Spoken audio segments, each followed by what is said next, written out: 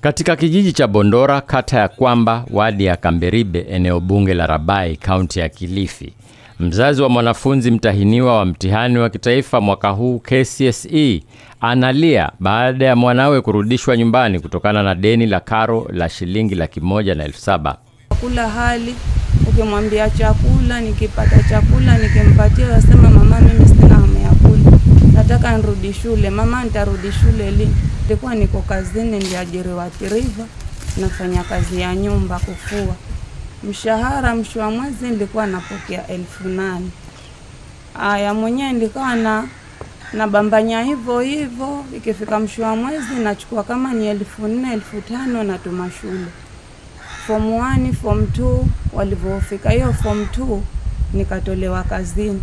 Sasa nikawa sina njia nyingine, nikafungua kibanda changu cha nisukuma.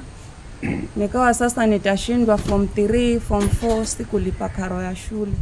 Yuko Form 4 na deni ambayo ninadaiwa ni 1,700.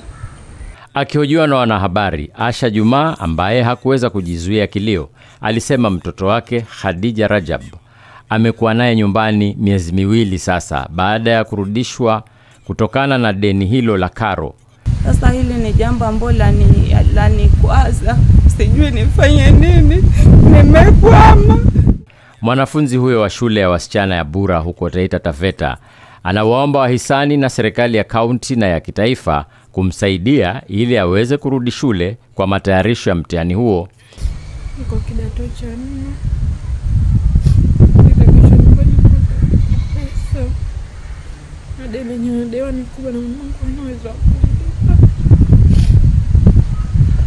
Msichana huyo alipata alama ya 375 katika mtihani wa kitaifa wa KCPE mwaka wa 2021.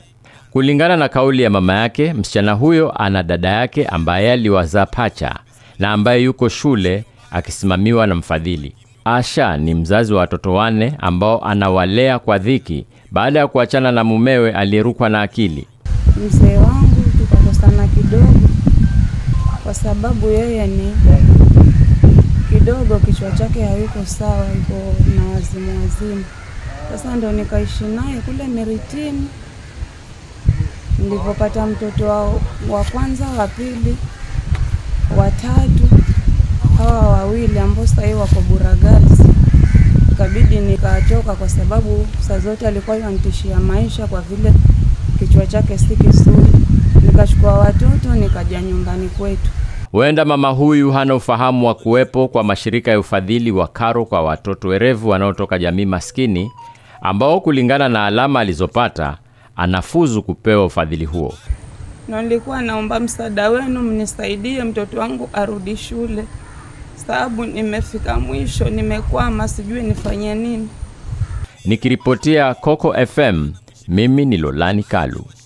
Coco FM, ladha ya Pwani.